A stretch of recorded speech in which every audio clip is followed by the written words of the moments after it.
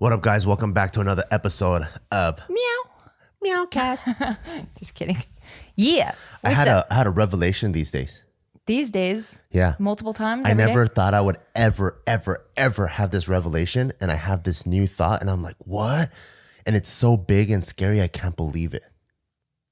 I'm nervous. I don't know. I'm nervous. So recently we were watching Netflix, right? And we're watching Dave Chappelle win the Mark Twain Award. Okay. And I was like, oh man, that's so crazy. Like you hear all of his peers go, he's the GOAT, he's the GOAT. Even people that he was the GOAT. the people even like that he's inspired by, right? Like Eddie Murphy says he's the GOAT. And he's like, Eddie Murphy is his idol, right? And then you have like Sarah Silverman, Jon Stewart, like just all these comedy greats come out and say he's the GOAT. And it's like, wow. And he wins the Mark Twain Award. I've never heard anyone say Jon Stewart is a GOAT. Anyway, doesn't matter. John's all like, wah, wah, wah. Fuck you, bitch. no, but he has a Daily Show. Like he's like all these guys are like greats, right? The comedy Maybe greats. he's just not my comedy, but yeah. And I never knew anything about the Mark Twain Award before because you only hear about the Oscars, like Golden Globes or whatever, Yeah. right? So so you know me, like I'm an info junkie. So I have to go look it up. I'm like, what the hell is this thing? And I guess it's supposed to be like the Academy Award for comedians because it's the only award that specifically I guess recognizes American humor. And then so I look up who are the past recipients, and you got Richard Pryor on there. GOAT. You got Eddie Murphy. Eddie Murphy is GOAT. on there. Tina Fey is on there. She wrote Bridesmaids and SNL, like you name it, you know. So there's just all these like people that are on there, and it's cool that Dave Chappelle won it because he's so deserving of that. Because he to me is my idol, and for the first time in my life, I was like, I want to be the GOAT. I never had that thought before. You know, like I like thinking about legacy and stuff. I always like I always just wanted to be comfortable. I want to be comfortable with my family and live a comfortable life and just have fun doing it. Like if comedy or whatever is like a burger stand, I just wanted to have burgers that my neighbors enjoyed, you know, and then and I can have a cool life selling these neighbors. I never wanted to be the best burger and universally accepted as the best burger in the nation until now I'm starting to have like an inkling of that. I'm like, that'd be so cool. The GOAT in what? In comedy. Oh, fuck. Yeah. Oh, shit. Yeah, That's so funny because you're Isn't that so crazy? much further in your fitness career than you are in your comedic career. I know, but you keep putting fitness aside like it's like your fucking side bitch that you're so embarrassed of. And comedy, you don't do shit in comedy, like ever. I know, but that's the part that really like You're ridiculous. But even in the fitness stuff, I'm a goofball. You are a goofball, but you know so many different ingredients for like supplements. You know so many specific workouts. You know so many different events. You know about so many different athletes. You know like records. You know like you know so much information even outside of like the fitness, right? Like even like with UFC and like athletes and stuff, you know so much information. And with like comedians, you're not that into it. I'm actually very into comedy. Okay. Well, I mean, I don't, maybe internally, and this is like your secret hobby because the way you talk about comedy versus fitness, I wouldn't think that you were interested in comedy. Well, I can't really talk about comedy with people because people aren't going to understand a lot of it. I mean, you know? people don't understand a lot of the level of fitness that you know, but you still talk about it. I try not to. Like, I don't get really deep. Like, you know, on JK News, I purposely, like, when people are talking about, I just purposely sidewind it because I don't want to talk about sarcomeres. People aren't going to understand what the hell sarcomeres are. Okay, well then tell me something about comedy then. What about it? Something at that level. So like I guess people don't know that jokes are generally 60 seconds, right? It takes 60 seconds to probably set up a joke.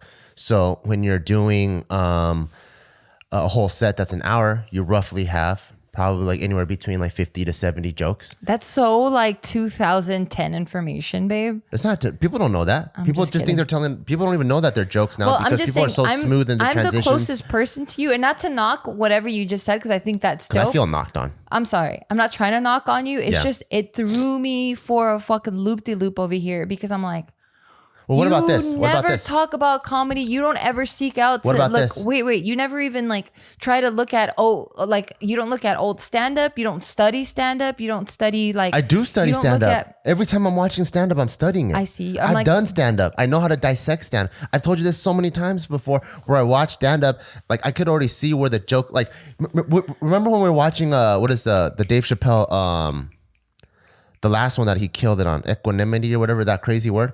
I remember I called it in the beginning. We watched the first part of it. Within 15 minutes in, I remember I told you, babe, he's gonna end on this joke.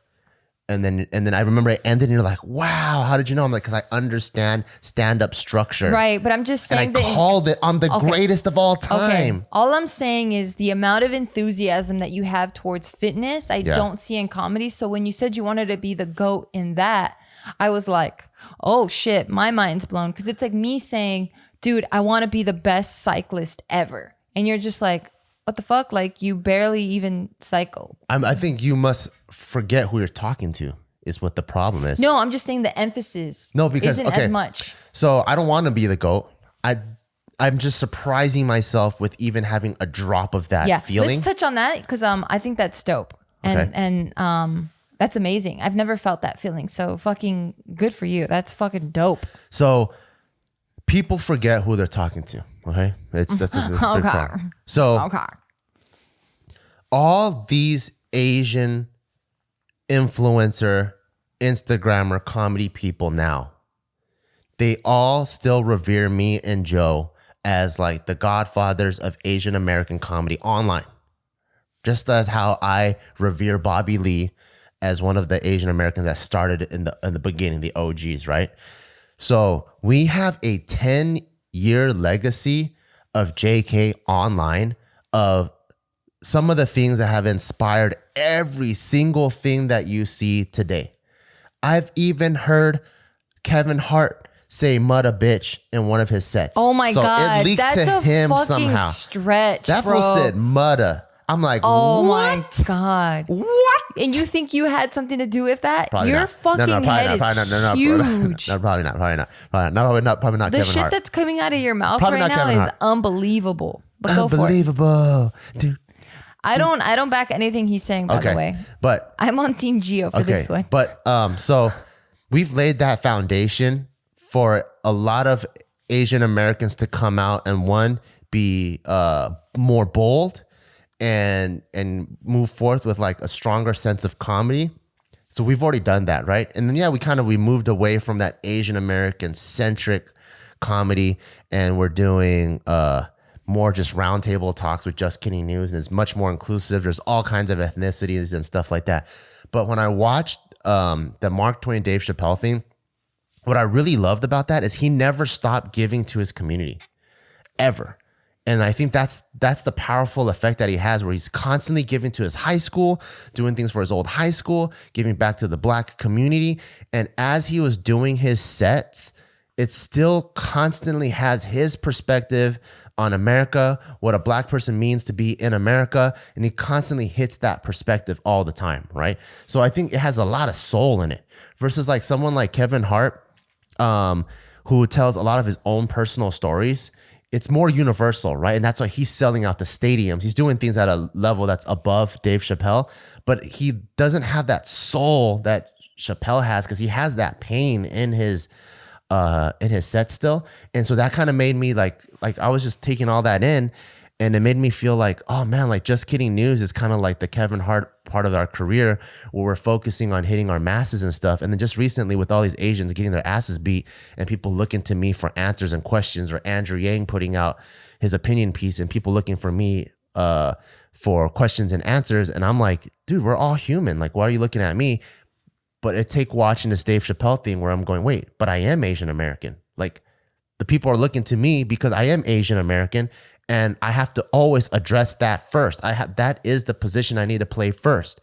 And so that's what kind of like made me go like, oh shoot, like we laid 10 years of foundation for not only ourselves, but for a lot of other Asian American channels and comedians and YouTubers out there. And we kind of just transitioned from it. And I'm like, and no one has really put that Asian American voice back on, you know, like it's still an empty microphone in the middle of the stage. Recently, I came across Ronnie Chang, and I think he's fucking hilarious.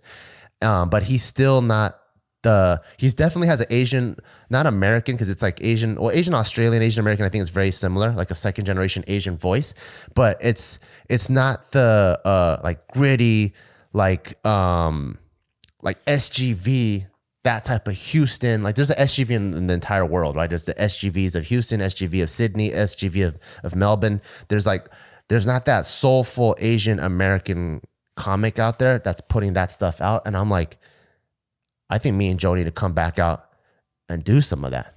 Yeah. But why does it make you want to be the GOAT?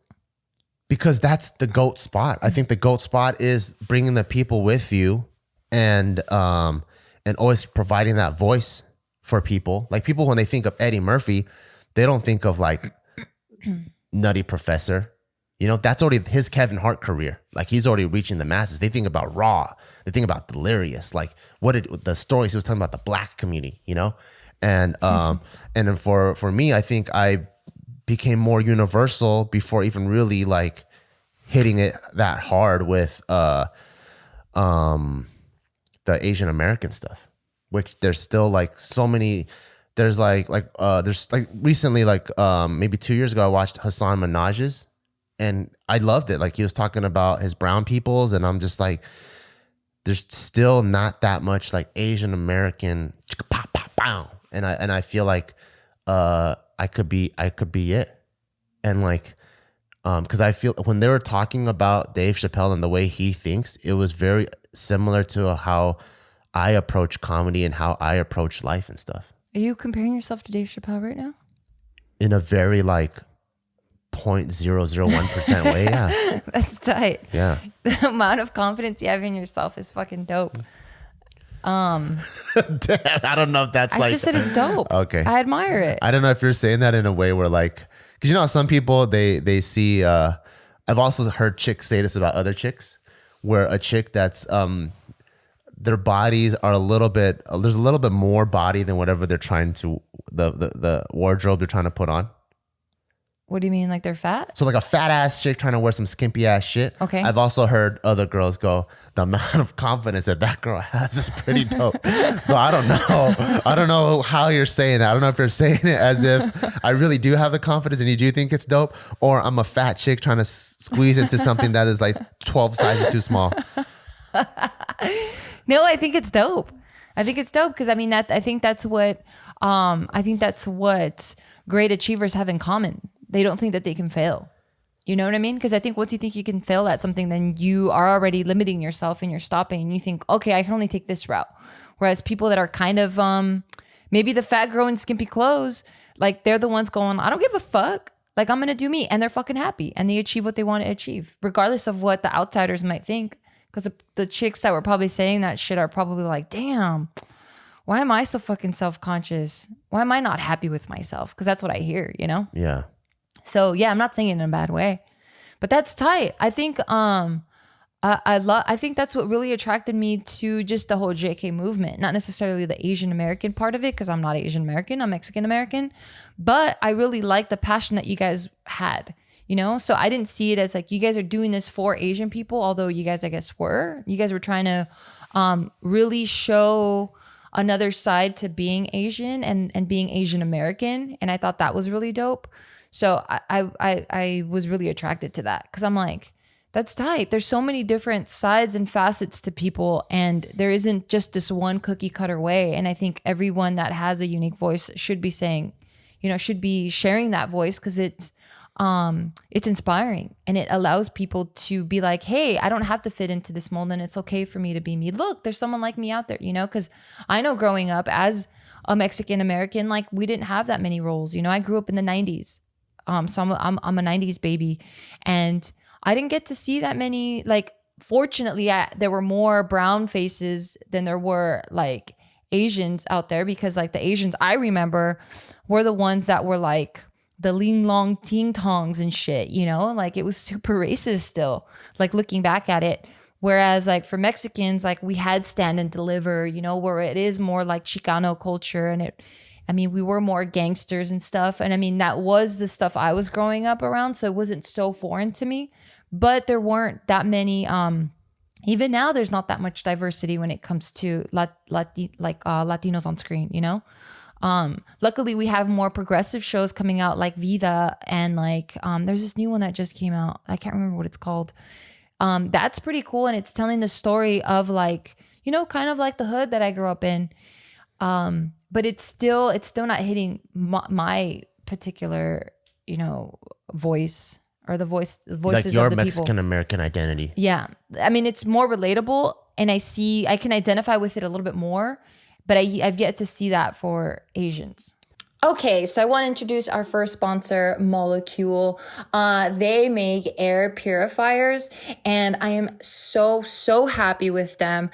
A lot of you guys are like, wait, like, what's so crazy about, you know, a purifier? What do I need it for? I'm okay. I feel fine. No. Molecule is reimagining the future of clean air, y'all, starting with an air purifier. It's not just an improvement on existing outdated technology. Let's talk about HEPA that was like made back in like what, the 1930s. Molecule is improving all of that. They're improving the technology with what they call PECO, P-E-C-O, or photoelectrochemical oxidation, which was developed to actually destroy harmful pollutants in the air like VOX, bacteria, mold, y'all, and viruses, instead of just collecting them on the filters. Okay. So, pollen isn't the only problem, you guys. And a lot of us think that we get like runny noses, watery eyes, and sneezes because of that. But no, it's actually tiny proteins that, break off the pollen grains that are responsible for the seasonal allergy. And guess what? Molecule takes care of that. Molecule is also your best defense against allergy season, because we all hate that. And then again, HEPA filters haven't been updated in 70 years. Molecule takes care of that. It also destroys pollutants that filters collect. Did we even think about that? So y'all, Molecule is your best bet when considering an air purifier. So for you guys right now listening, you guys are going to get 10% off your first air purifier order. Visit Molecule, MOLEKULE.com, and at checkout enter BEAW, BEAW. Again, that's 10% off your first air purifier order. Visit Molecule, MOLEKULE.com, and at checkout enter code BEAW. That's Bear. And also, I mean, there's a lot of Asian American comics that are killing it, like Russell Peters, Ali Wong, Ronnie Chang.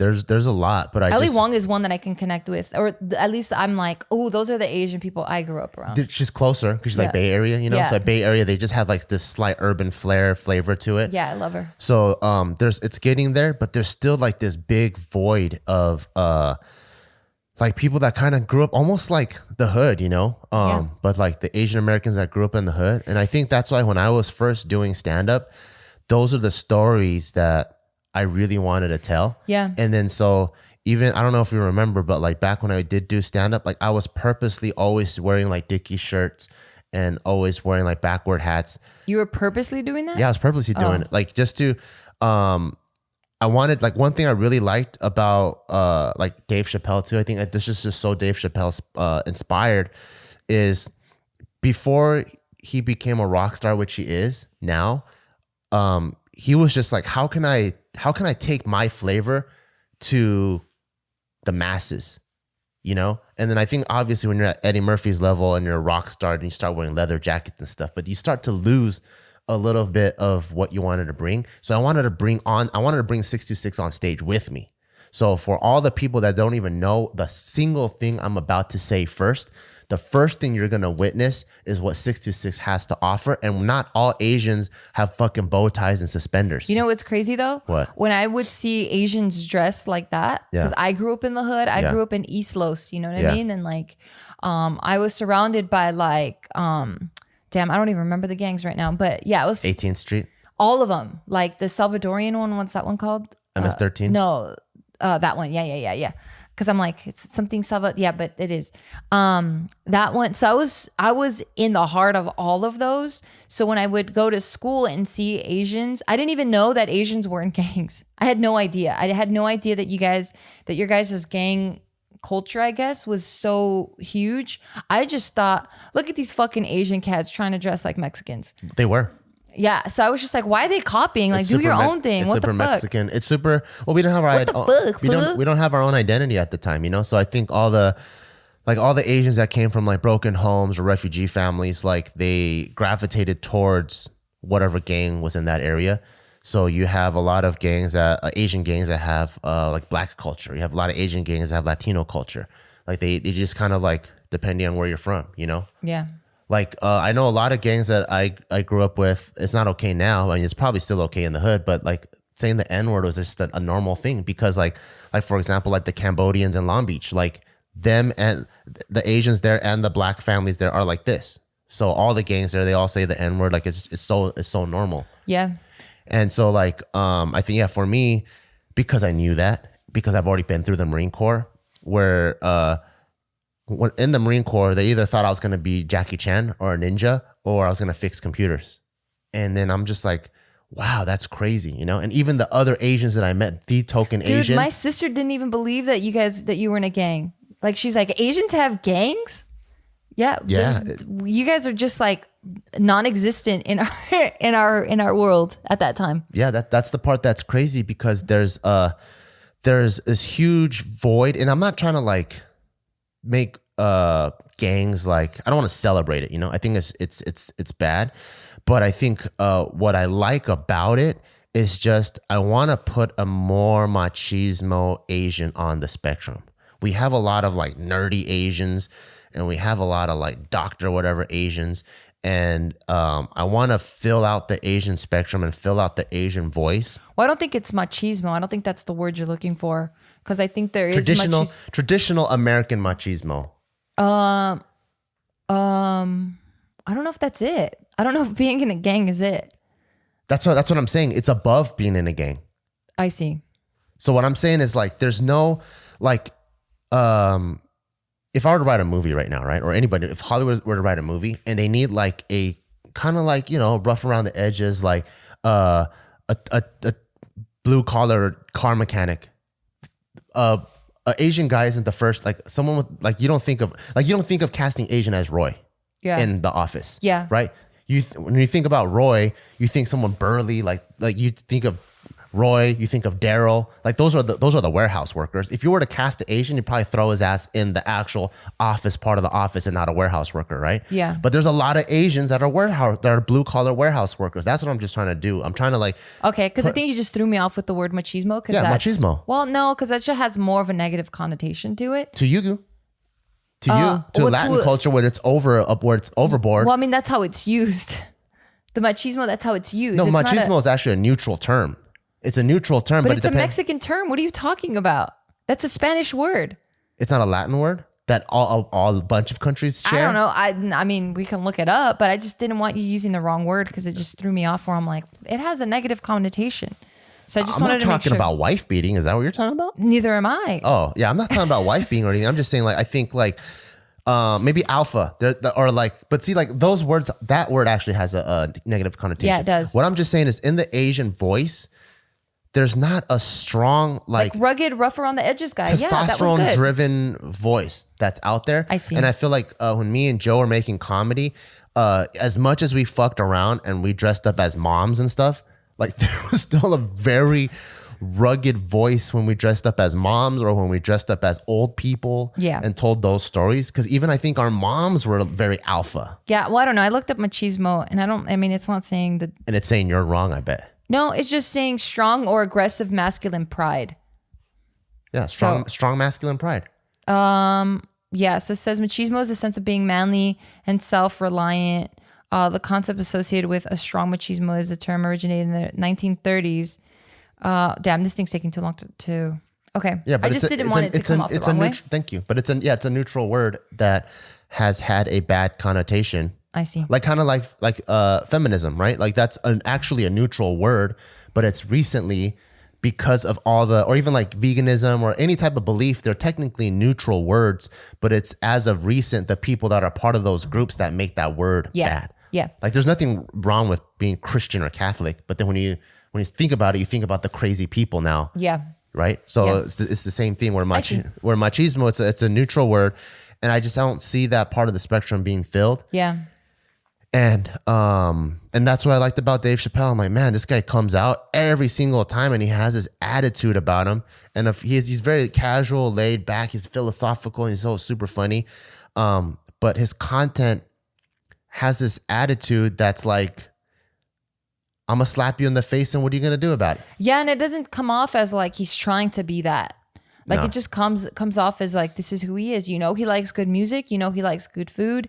Like, you know, he has a lot of like social commentary and a lot of social opinions. Yeah. Like, or opinions about just how things are in society.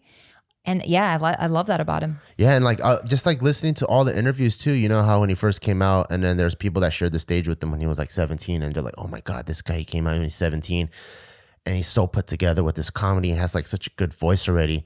When he was saying that, like I've heard that too, you know, like me and Joe, remember PK? Like he's one of the triple OGs of Asian stand-up comedians. And I remember I did a show without any training, and I just wrote some like freestyle thing out, and I was like, fuck it, I'm gonna do a stand-up show. And he was like, honestly, like the stuff that you did, it took me a while to even understand how to formulate jokes like that. And then he would like watch our YouTube channel and he would say the same thing. So I'm like, wow, like this is, I don't know if there's like a similar parallel like lifeline or career line To Dave Chappelle?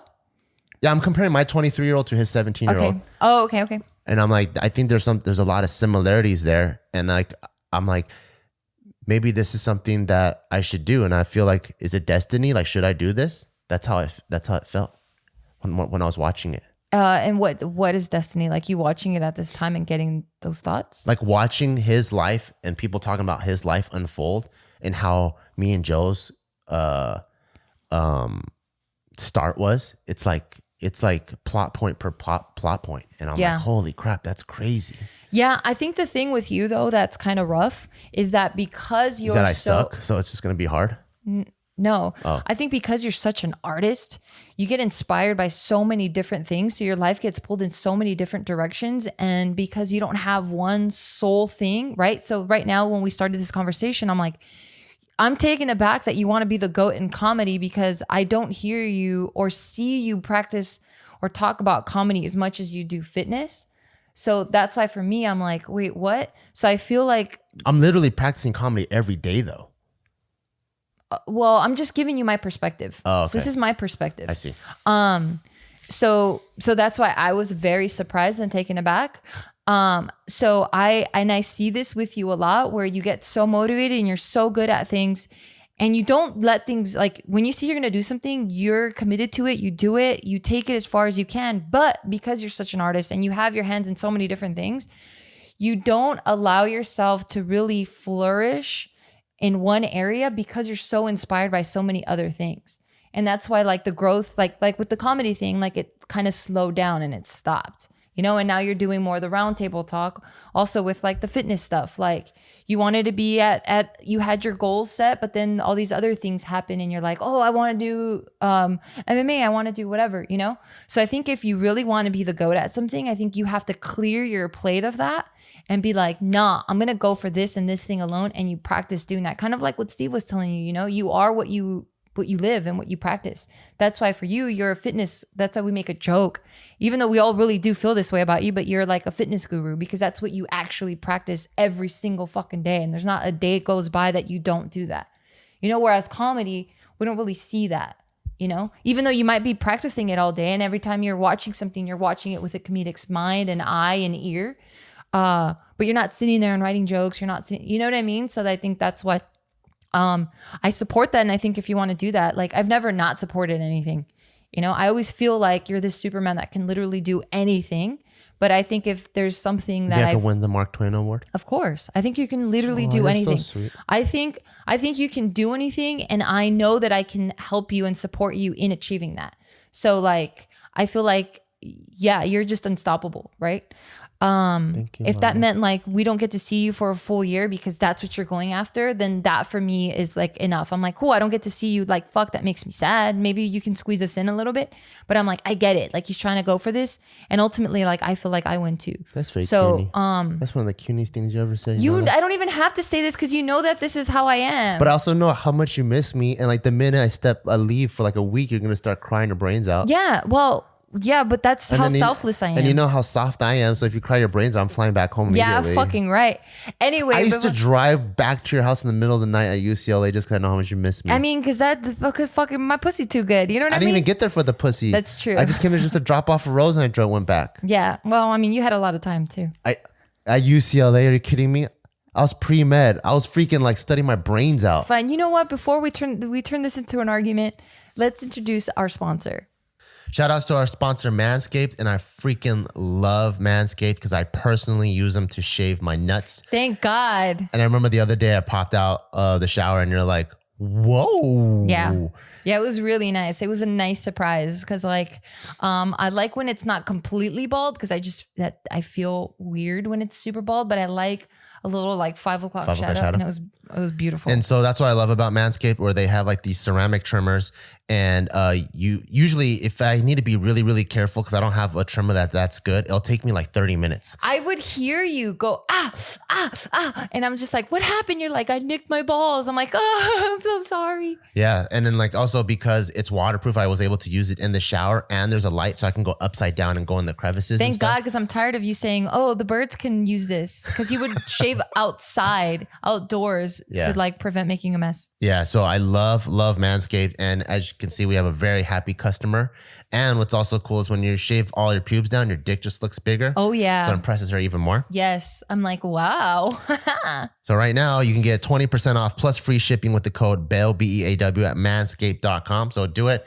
If not for yourself, please do it for your significant other. Do it for your significant other. And also, if you're into fitness like me, what I like about it too is when I have a bush and I'm training my ass off, it just collects sweat. It traps the sweat. Yeah, so sometimes there's a ton of sweat and all of my clothes dried already and there's still this wet spot and it's so uncomfortable.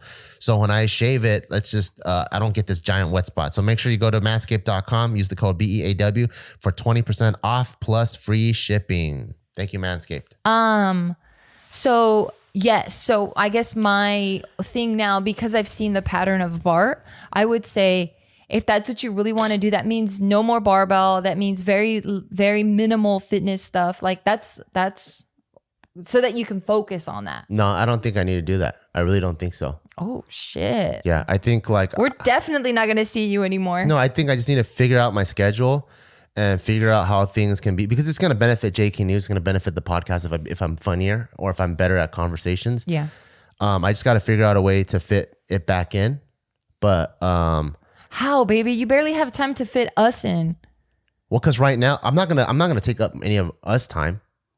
No, I'm just saying, how are you going to fit that in? You're already waking up at 4 to work out. A step at a time. I think like once like barbell things get more situated and other things get more situated, I think it'll be a step at a time. But I don't think it's going to be like a 6-month goal.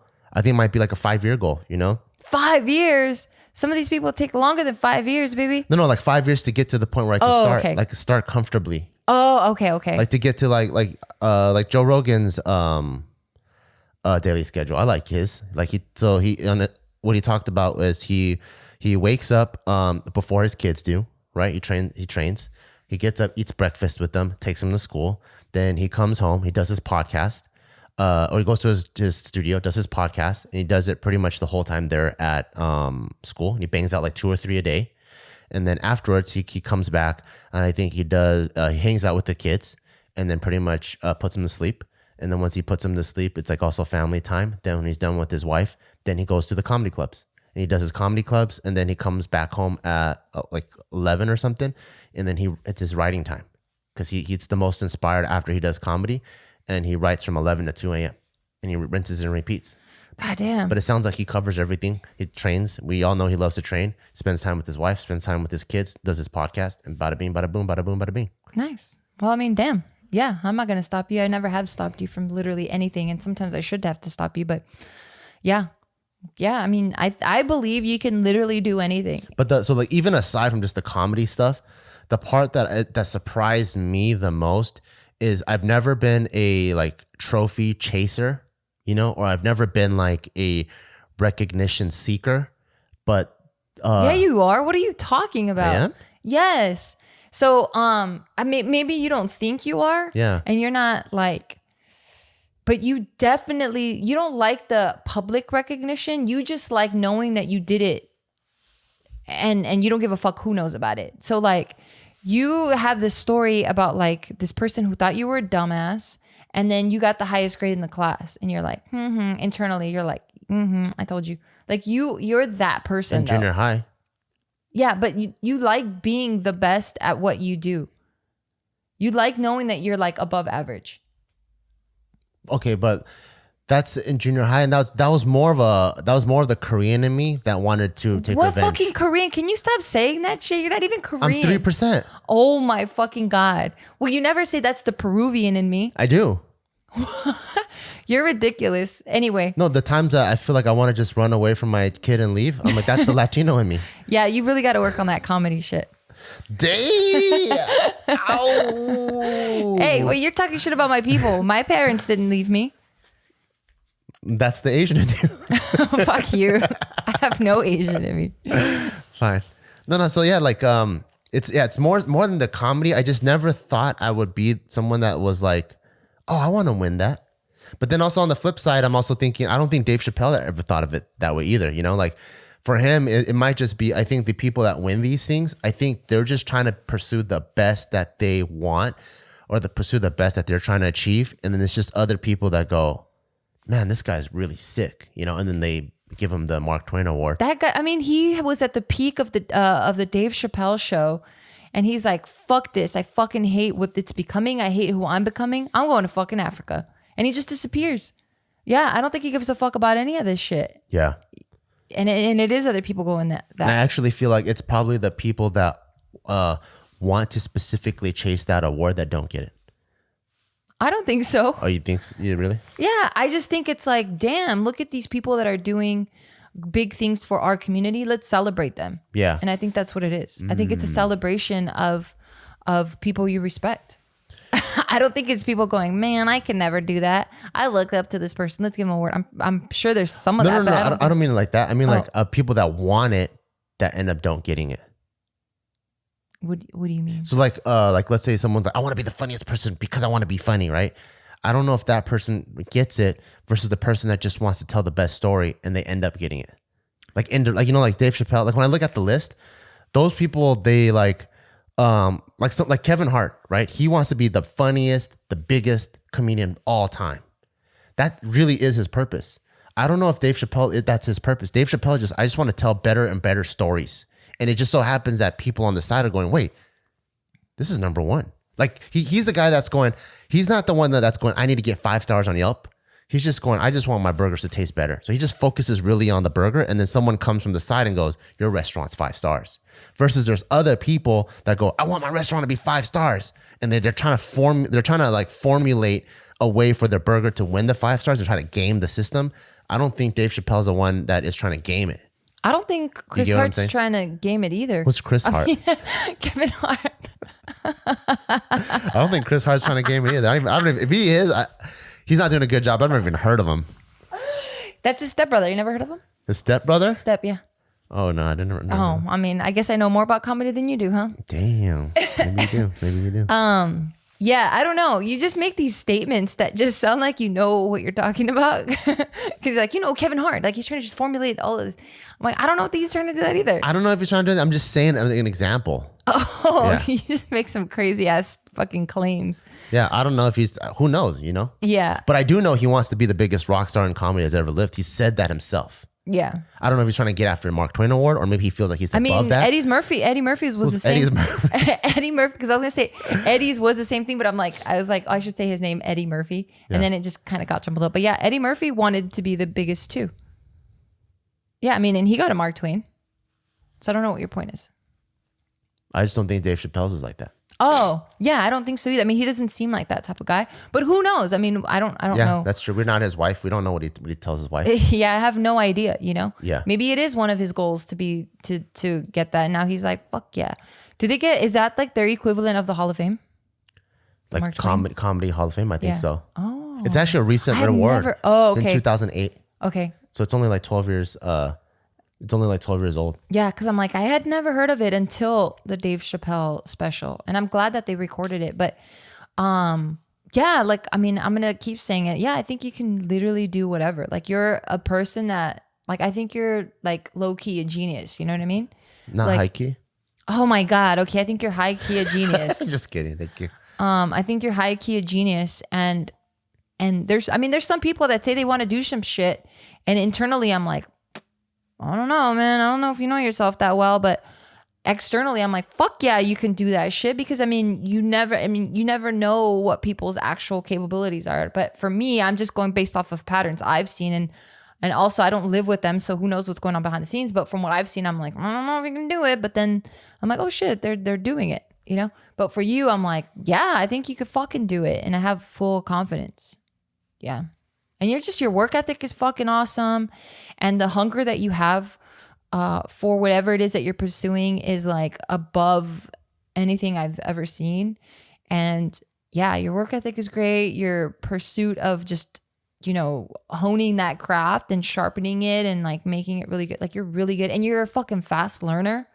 Like you retain shit so quickly. And you just, because you're a fucking high key genius, you're able to connect the dots from different areas of like knowledge. You'll bring in physics into comedy. You'll bring in like, I don't know, math. You'll bring in fucking different types of elements and like shit just starts popping off really fast. And I'm like, fuck man, how does he think so quickly? That's wild. Yeah, I think you're gonna smash it. Thank you. When are you gonna start all this? And is your mind made up? It's not made. I mean, like I said, it's 0.00001%. So it's not so much that I'm after becoming the GOAT, or even the GOAT of Asian Americans, because I don't know if I'll ever. I think Dave Chappelle is just like, he's a god, So like I don't think I'll ever. If I could even be the Dave Chappelle just for Asian American comedy, that'd be pretty cool. But even that's like a huge, because there are already legends. There's Russell Peters, there's Joe Coy. There's already legends in the game, But I think for me to be like the maybe fourth or fifth generation of Asian comedians, I think that'd be really cool. But like, it's just an inkling of a thought that, and that's the thought that surprised me, that I never thought I would even have that thought. Yeah. When did it happen? As you were watching it or like after? As I was watching it, I was starting to get this feeling coming all over my body, and I didn't really know what it was.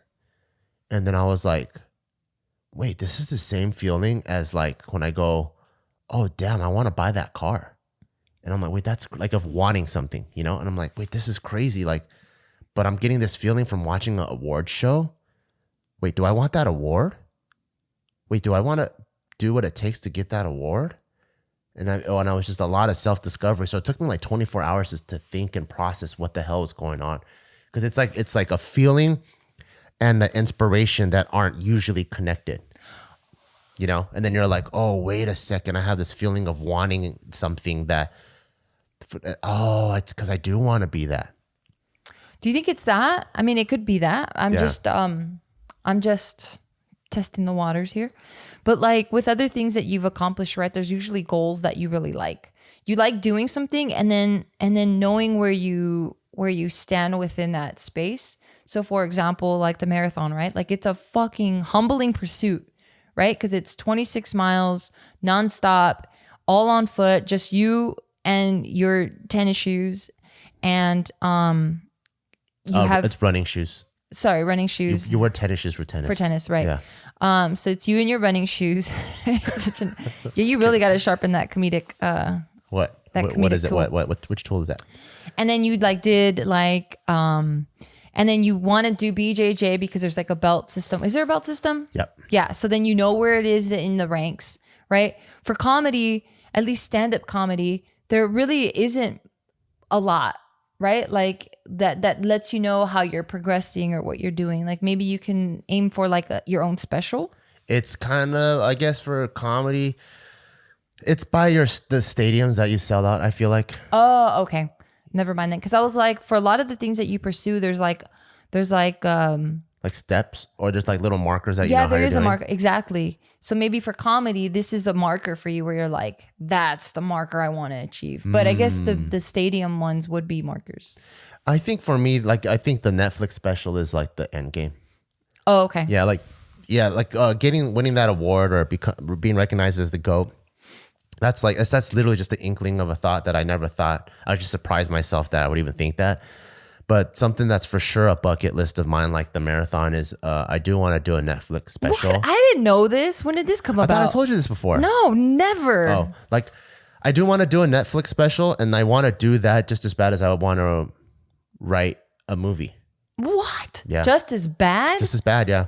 And this is the first time I'm hearing of it? Really? Yeah. Like Yeah. I think as an artist, that would like help roundabout and complete me. So I think like, you know, inside my mind, it might seem like madness to other people, or to other people, they go, wait, are you fitness or are you this? I need to put you in this box because this is what I understand of the world. To me, it actually all makes sense. You know, like for me, like. Yeah, because fitness is comedic. Oh my God. It's fucking funny, dude. So like, it's really funny.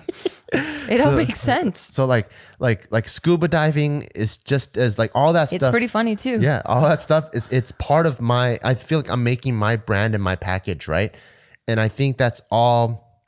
It's all part of who I am as a person, you know. And so like, I think I'm becoming the person that I'm meant to be, and I think by the time I'm 40. That'll be my actual voice, because I think it takes time to develop who you really are as a person. In 4 years?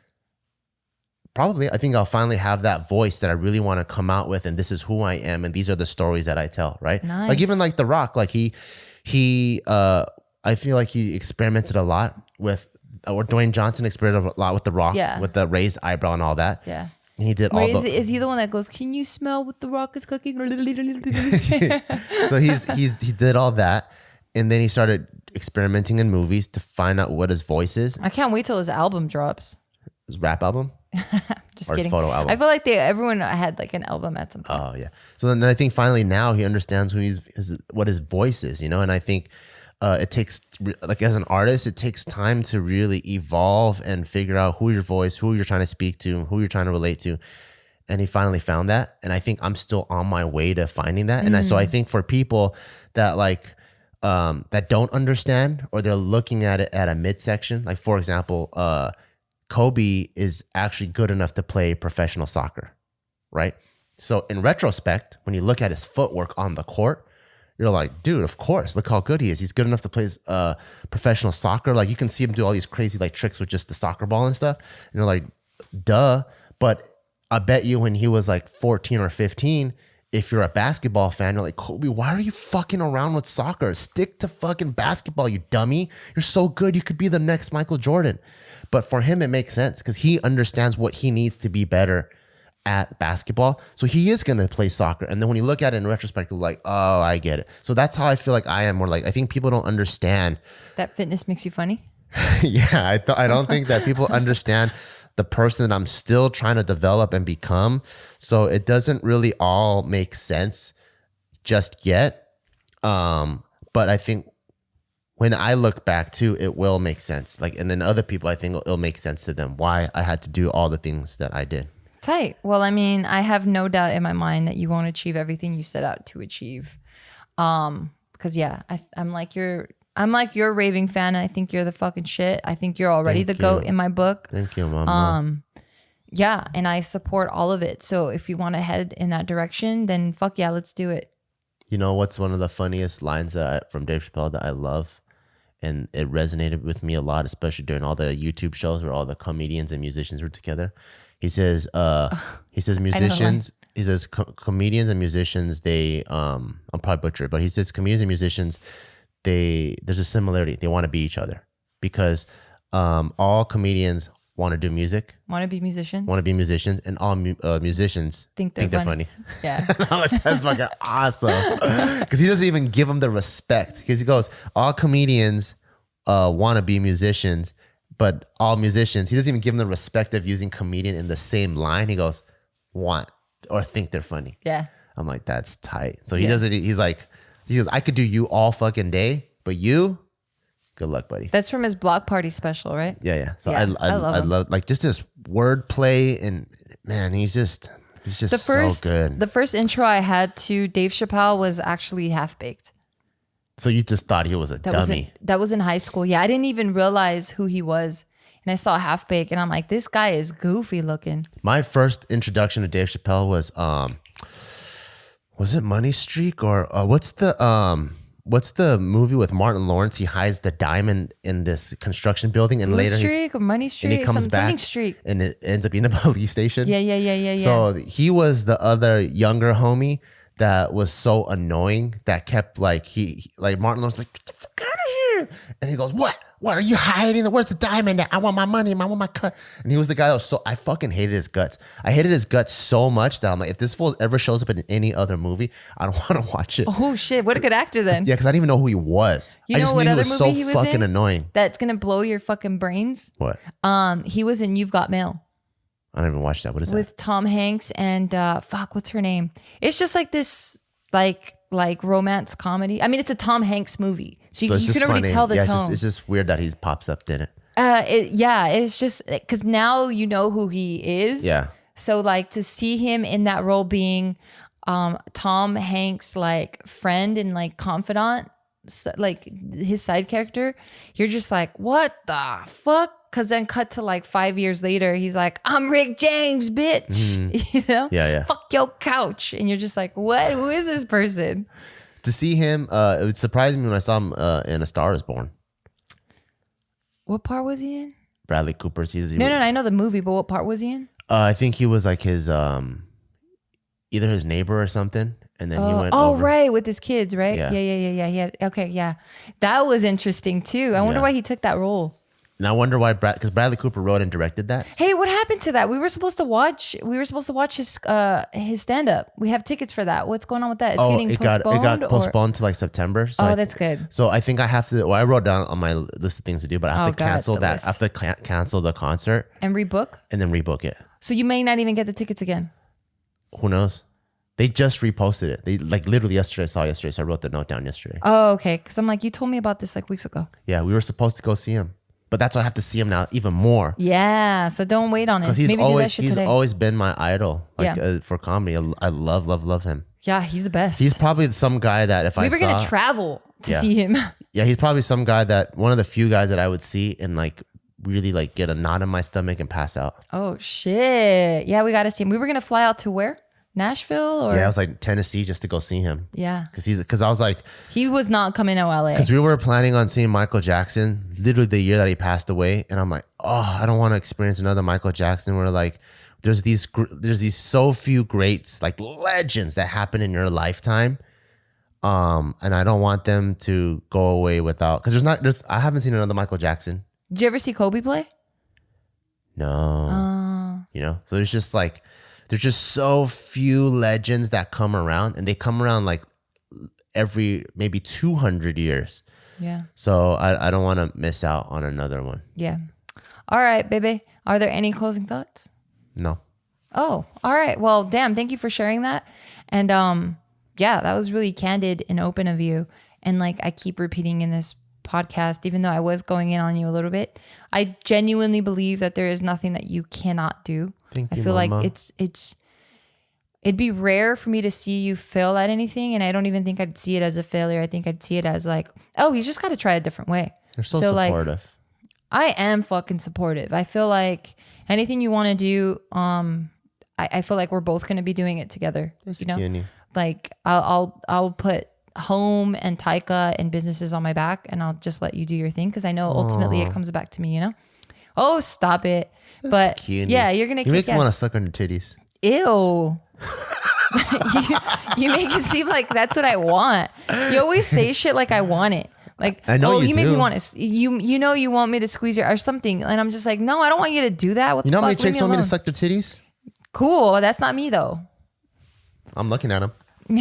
Go ahead. Because I got fucking breast augmentation. So, and they went through the nipples. So I have like no feeling on my boobs for the most part. I could suck the base. Or at least like the nipple part. And I always tell him I don't feel shit. I could suck the I'm base like, so of it them. doesn't do anything for me. I can But he suck on still the wants to base. do it. Anyway, let's wrap it up. Thank you guys so much for listening. And thank you to our sponsor, Manscaped. Right now, you get 20% off and free shipping with the code BEAW, BEAW at manscaped.com.